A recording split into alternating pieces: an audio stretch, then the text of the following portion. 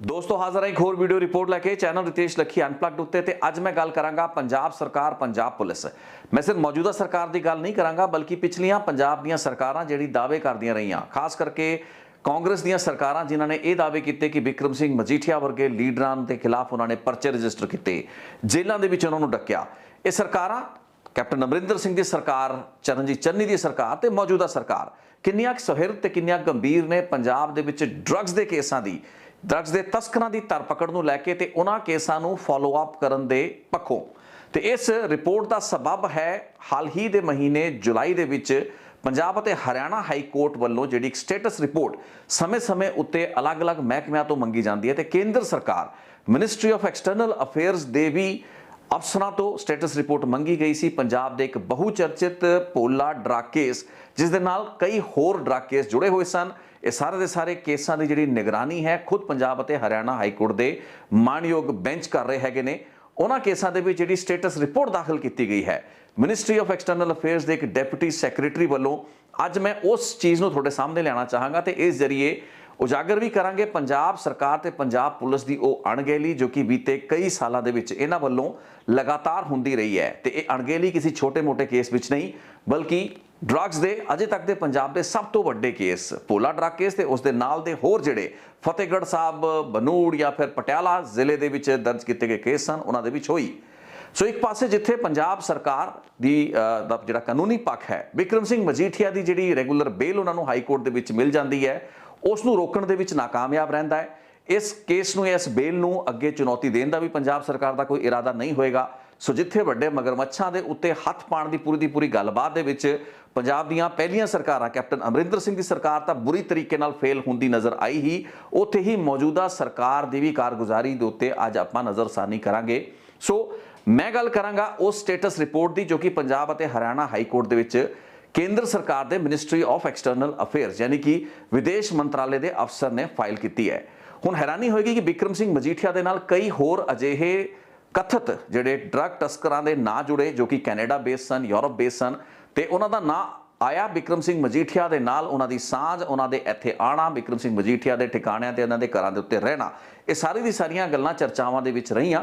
लेकिन मुढ़ला जिहड़ा केस सी वो सी जगदीश पोला नां दे पंजाब दे एक बरखास्त जिहड़ा डीएसपी सी उस वल्लों नशे की तस्करी ते कारोबार नूं धड़ल्ले दे नाल कीता जाना ते उस उत्ते 2013 दे विच अप्रैल, मई, नवंबर दे विच अलग अलग जिहड़े मुकदमे फतेहगढ़ साहब ते पटियाले जिलिਆਂ ਦੇ ਵਿੱਚ ਉੱਥੋਂ ਦੇ ਥਾਣਿਆਂ ਦੇ ਵਿੱਚ दर्ज किए गए।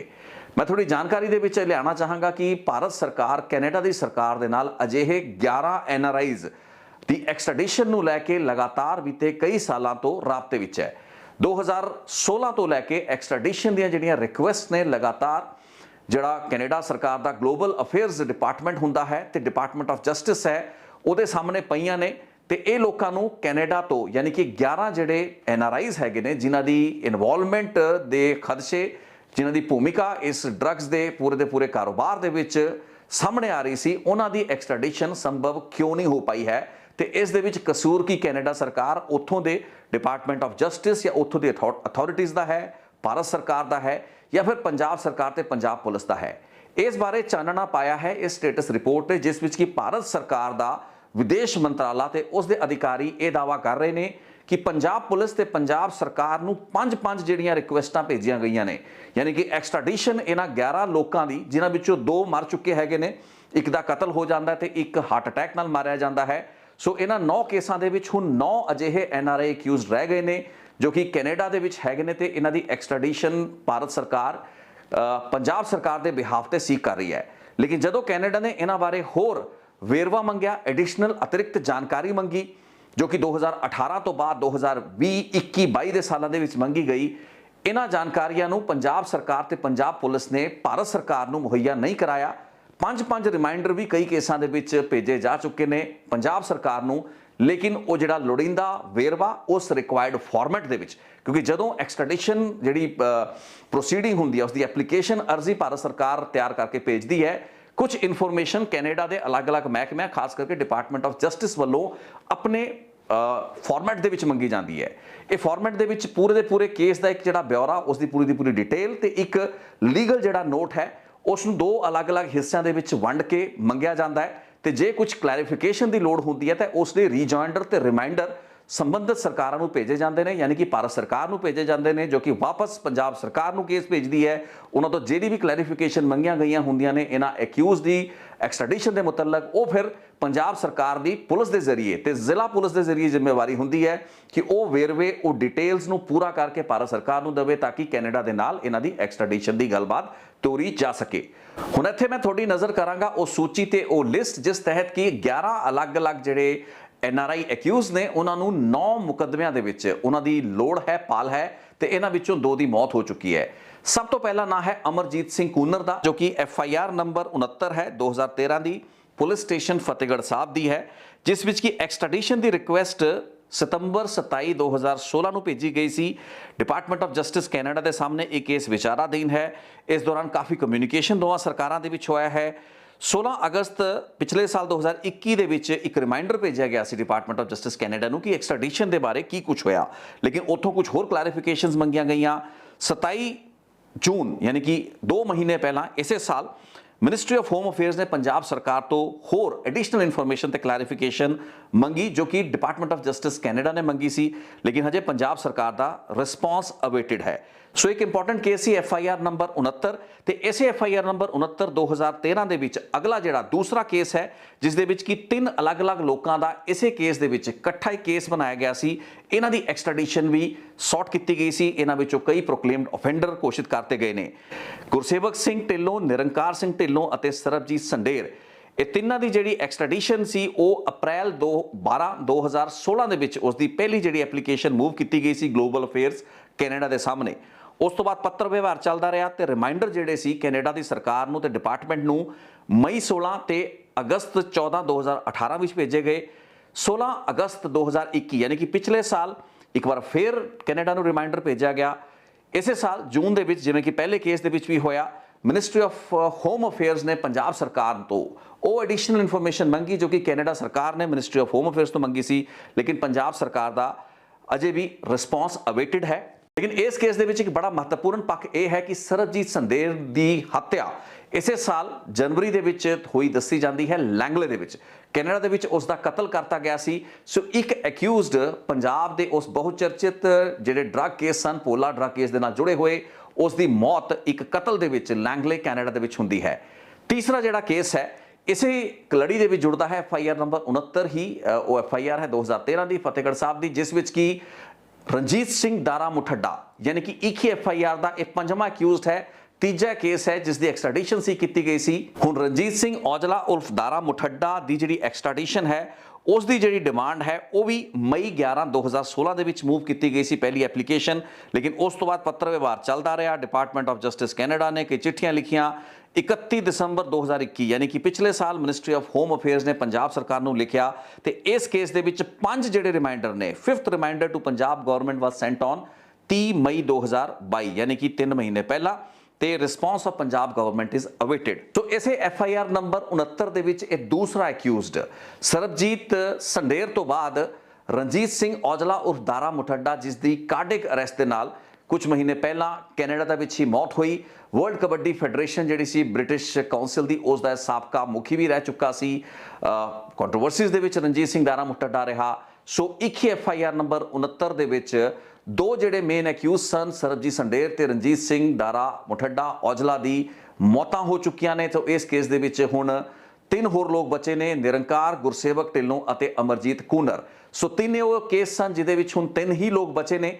ਇਹਨਾਂ ਤੋਂ ਇਲਾਵਾ ਅਗਲੇ ਜਿਹੜੇ 4 ਹੋਰ ਅਲੱਗ-ਅਲੱਗ ਕੇਸ ਨੇ, ਜਿਸ ਦੇ ਵਿੱਚ ਇੱਕ ਕੇਸ ਹੈ ਲੈਂਬਰਟ ਦਲੇ ਦਾ, ਇੱਕ ਕੇਸ ਹੈ ਪ੍ਰਦੀਪ ਢਾਲੀਵਾਲ ਦਾ, ਇੱਕ ਕੇਸ ਹੈ ਰਣਜੀਤ ਕੌਰ ਕਾਲੋਂ ਦਾ, ਜੋ ਕਿ ਅਨੂਪ ਕਾਲੋਂ, ਜੋ ਕਿ ਇੱਕ NRI ਨੇ, ਉਹਨਾਂ ਨੂੰ ਸਜ਼ਾ ਵੀ ਇਸ ਕੇਸ ਦੇ ਵਿੱਚ ਹੋਈ ਹੈ, ਜੇਲ੍ਹ ਦੇ ਵਿੱਚੋਂ ਬੰਦ ਨੇ। ਉਹਨਾਂ ਦੀ ਪਤਨੀ ਨੇ, ਉਹਨਾਂ ਦੇ ਖਿਲਾਫ ਵੀ ਐਕਸਟ੍ਰੈਡੀਸ਼ਨ ਦੀ ਪ੍ਰੋਸੀਡਿੰਗਸ ਅੱਗੇ ਤੁਰੀਆਂ ਹੋਈਆਂ ਨੇ। ਤੇ ਇੱਕ ਜਿਹੜਾ ਹੋਰ ਕੇਸ ਹੈ ਉਹ ਹੈ ਅਮਰਿੰਦਰ ਲਾਡੀ ਦਾ, ਯਾਨੀ ਕਿ ਅਮਰਿੰਦਰ ਸਿੰਘ ਚੀਮਾ ਲਾਡੀ, ਜਿਸ ਦਾ ਲਿੰਕ ਕਿਤੇ ਨਾ ਕਿਤੇ ਵਿਕਰਮ ਸਿੰਘ ਮਜੀਠੀਆ ਦੇ ਨਾਲ ਵੀ ਜੋੜਨ ਦੀਆਂ ਕੋਸ਼ਿਸ਼ਾਂ ਪ੍ਰੋਸੀਕਿਊਸ਼ਨ ਦੀਆਂ ਰਹੀਆਂ ਨੇ। ਸੋ ਇਹ 4 ਅਲੱਗ-ਅਲੱਗ ਕੇਸ ਹੋਰ ਨੇ ਜਿਨ੍ਹਾਂ ਦੇ ਵਿੱਚ ਲੈਂਬਰਟ ਦਲੇ, ਰਣਜੀਤ ਕੌਰ ਕਾਲੋਂ, ਪ੍ਰਦੀਪ ਢਾਲੀਵਾਲ ਅਤੇ ਅਮਰਿੰਦਰ ਲਾਡੀ ਦੇ ਕੇਸਾਂ ਦੇ ਵਿੱਚ ਵੀ ਐਕਸਟ੍ਰੈਡੀਸ਼ਨ ਨੂੰ ਲੈ ਕੇ ਜਿਹੜੀ ਵੀ ਪ੍ਰੋਸੀਡਿੰਗ ਚੱਲਦੀਆਂ ਪਈਆਂ ਨੇ, ਕੈਨੇਡਾ ਸਰਕਾਰ ਦੇ ਡਿਪਾਰਟਮੈਂਟ ਆਫ ਜਸਟਿਸ ਨੇ ਜਿਹੜੀ ਅਤਿਰਿਕਤ ਜਾਣਕਾਰੀ, ਐਡੀਸ਼ਨਲ ਇਨਫੋਰਮੇਸ਼ਨ ਭਾਰਤ ਸਰਕਾਰ ਤੋਂ ਮੰਗੀ ਤੇ ਪੰਜ ਰਿਮਾਈਂਡਰ ਭਾਰਤ ਸਰਕਾਰ ਨੇ ਪੰਜਾਬ ਗਵਰਨਮੈਂਟ ਨੂੰ ਦਿੱਤੇ ਹੋਏ ਨੇ, ਲੇਕਿਨ ਅਜੇ ਤੱਕ ਪੰਜਾਬ ਗਵਰਨਮੈਂਟ ਤੇ ਪੰਜਾਬ ਪੁਲਿਸ ਦਾ ਜਿਹੜਾ ਰਿਸਪੌਂਸ ਹੈ ਉਹ ਮਿਨਿਸਟਰੀ ਆਫ ਹੋਮ ਅਫੇਅਰਸ ਨੂੰ ਨਹੀਂ ਮਿਲਿਆ ਹੈ,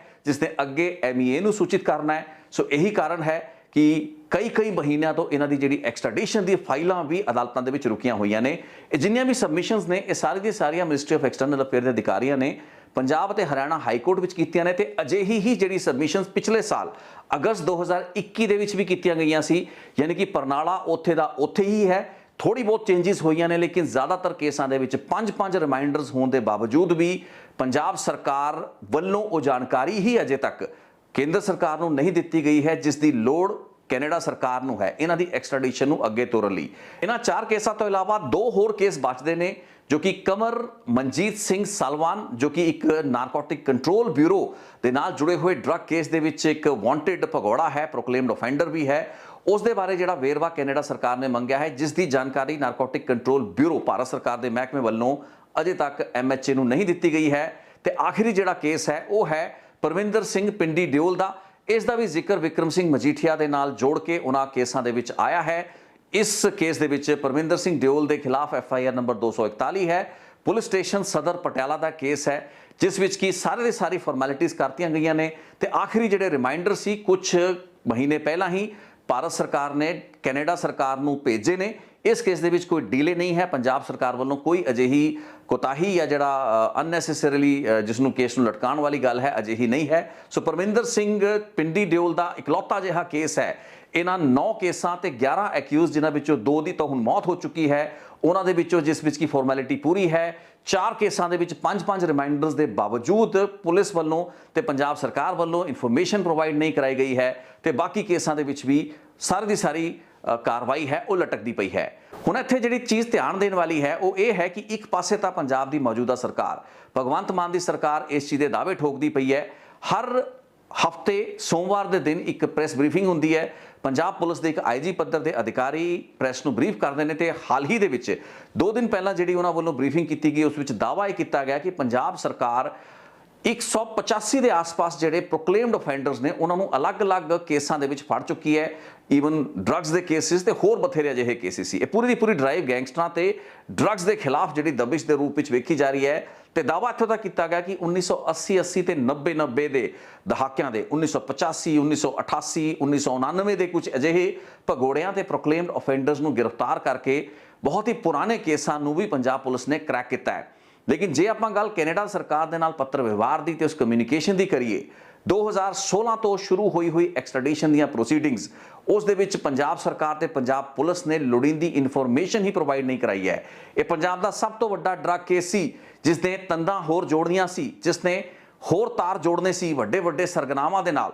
ਵਿਕਰਮ ਸਿੰਘ ਮਜੀਠੀਆ ਦਾ ਕੇਸ ਇਹਨਾਂ ਸਾਰੇ ਦੇ ਸਾਰੇ ਅਕਿਊਜ਼ ਦੇ ਨਾਲ ਲਿੰਕਡ ਸੀ, ਲੇਕਿਨ ਇਹ ਅਕਿਊਜ਼ਡ ਐਕਸਟ੍ਰਾਡਾਈਟ ਕਰਕੇ ਭਾਰਤ ਨਹੀਂ ਲਿਆਂਦੇ ਜਾ ਸਕੇ ਤੇ ਡਿਲੇ ਜਿਹੜਾ ਹੋਇਆ ਕੁਝ ਹੱਦ ਤੱਕ ਕੈਨੇਡਾ ਦੀ ਸਰਕਾਰ ਦੇ ਪੱਖੋਂ ਹੋਇਆ। ਲੇਕਿਨ ਇਸ ਵਕਤ ਜਿਹੜਾ ਡਿਲੇ ਚੱਲਦਾ ਪਿਆ ਹੈ 5 ਰਿਮਾਈਂਡਰਸ ਦੇ ਬਾਵਜੂਦ, ਉਹ ਪੰਜਾਬ ਸਰਕਾਰ ਵੱਲੋਂ ਚੱਲਦਾ ਪਿਆ ਹੈ। ਹੁਣ ਇੱਥੇ ਕੋਈ ਪੰਜਾਬ ਸਰਕਾਰ ਨੂੰ ਇਹ ਸਵਾਲ ਪੁੱਛਣ ਵਾਲਾ ਹੈ ਕਿ ਇਹਨਾਂ ਕੇਸਾਂ ਦੇ ਵਿੱਚ ਇੰਨਾ ਡਿਲੇ ਕਿਉਂ ਹੋ ਰਿਹਾ ਹੈ। ਇਸ ਦੇ ਲਈ ਆਪਾਂ ਮੌਜੂਦਾ ਸਰਕਾਰ ਨੂੰ ਇਕੱਲੇ ਜ਼ਿੰਮੇਵਾਰ ਨਹੀਂ ਮੰਨ ਸਕਦੇ।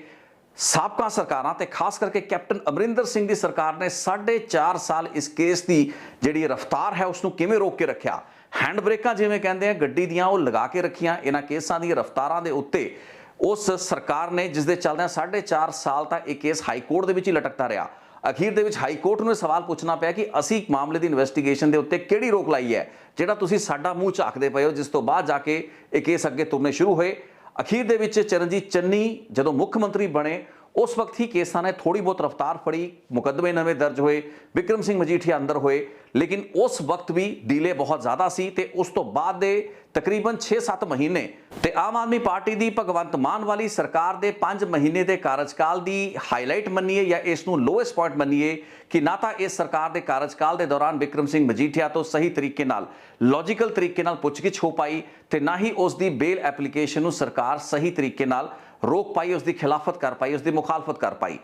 ਖਾਸ ਕਰਕੇ ਉਸ ਸਥਿਤੀ ਦੇ ਵਿੱਚ ਜਦੋਂ ਕਿ ਜ਼ਿਆਦਾਤਰ ਜਿਹੜੇ ਅਕਿਊਜ਼ਡ NRI ਸਨ ਇਹਨਾਂ ਕੇਸਿਸ ਦੇ ਵਿੱਚ, ਉਹਨਾਂ ਦੀ ਐਕਸਟ੍ਰੈਡੀਸ਼ਨ ਦੇ ਇਹ ਕੇਸ ਵੀ ਤੇ ਕਈ ਸਾਲਾਂ ਤੋਂ ਲਮਕਦੇ ਆ ਰਹੇ ਨੇ। ਤੇ ਖਾਸ ਕਰ ਪਿਛਲੇ ਕੁਝ ਮਹੀਨਿਆਂ ਦੇ ਵਿੱਚ ਰਿਮਾਈਂਡਰਸ ਦੇ ਬਾਵਜੂਦ, ਕੇਂਦਰ ਸਰਕਾਰ ਦੇ ਵੱਲੋਂ ਰਿਮਾਈਂਡਰਸ ਦੇ ਬਾਵਜੂਦ ਪੰਜਾਬ ਸਰਕਾਰ ਉਸ ਦੇ ਸੰਬੰਧਿਤ ਅਧਿਕਾਰੀ ਤੇ ਪੁਲਿਸ ਮਹਿਕਮੇ ਖਾਸ ਕਰਕੇ ਜ਼ਿਲ੍ਹਾ ਪੁਲਿਸ ਦੇ ਜਿਹੜੇ ਕੰਸਰਨਡ ਐਸਐਸਪੀਜ਼ ਹੋਣਗੇ, ਡਿਸਟ੍ਰਿਕਟ ਐਡਮਿਨਿਸਟ੍ਰੇਸ਼ਨ ਹੋਣਗੇ, ਉਹ ਇਹਨਾਂ ਕੇਸਾਂ ਦੇ ਵਿੱਚ ਸੁਹਿਰਦ ਨਜ਼ਰ ਨਹੀਂ ਆ ਰਹੇ।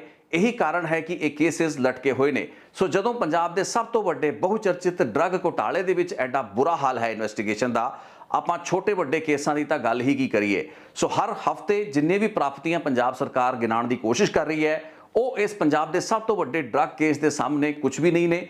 ਇਸ ਕੇਸ ਨੂੰ ਉਸਦੇ ਲੌਜੀਕਲ ਮੁਕਾਮ ਤੱਕ ਤੇ ਅੰਜਾਮ ਤੱਕ ਪਹੁੰਚਾਉਣਾ ਸਰਕਾਰ ਦੀ ਜ਼ਿੰਮੇਵਾਰੀ ਸੀ ਤੇ ਇਸ ਦੇ ਵਿੱਚ ਸਕਸੈਸਿਵ ਸਰਕਾਰਾਂ ਫੇਲ ਹੋਈਆਂ ਨੇ।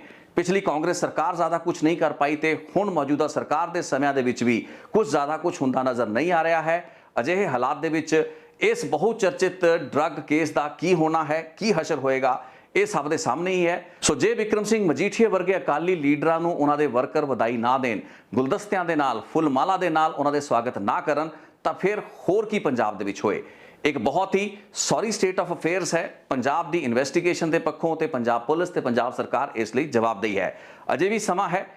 ਕੁਝ ਮਹੀਨਿਆਂ ਦੇ ਵਿੱਚ ਜੇ ਕਾਰਵਾਈ ਨੂੰ ਸਪੀਡ ਅਪ ਕੀਤਾ ਜਾਏ ਤੇ ਇਹਨਾਂ ਐਕਿਊਜ਼ ਦੀ ਐਕਸਟ੍ਰੈਡੀਸ਼ਨ ਕੈਨੇਡਾ ਤੋਂ ਛੇਤੀ ਕਰਵਾਈ ਜਾ ਸਕੇ ਤਾਂ ਮੈਨੂੰ ਲੱਗਦਾ ਹੈ it will serve the purpose of justice. ਅੱਜ ਦੀ ਰਿਪੋਰਟ ਦੇ ਵਿੱਚ ਇਸ ਇਸ਼ੂ ਨੂੰ ਮੈਂ ਹਾਈਲਾਈਟ ਤੇ ਫਲੈਗ ਕਰਨਾ ਚਾਹੁੰਦਾ ਸੀ। ਆਸ ਕਰਾਂਗਾ ਰਿਪੋਰਟ ਦੇ ਜ਼ਰੀਏ ਕਾਫੀ ਮਹੱਤਵਪੂਰਨ ਜਾਣਕਾਰੀ ਤੁਹਾਡੇ ਤੱਕ ਪਹੁੰਚਾ ਪਾਇਆ ਹਾਂ। ਬਹੁਤ ਬਹੁਤ ਧੰਨਵਾਦ ਇਸ ਰਿਪੋਰਟ ਨੂੰ ਵੇਖਣ ਲਈ। Thank you so much. ਇੱਕ ਹੋਰ ਰਿਪੋਰਟ ਲੈ ਕੇ ਕੱਲ ਫੇਰ ਹਾਜ਼ਰ ਹੋਵਾਂਗਾ। ਧੰਨਵਾਦ।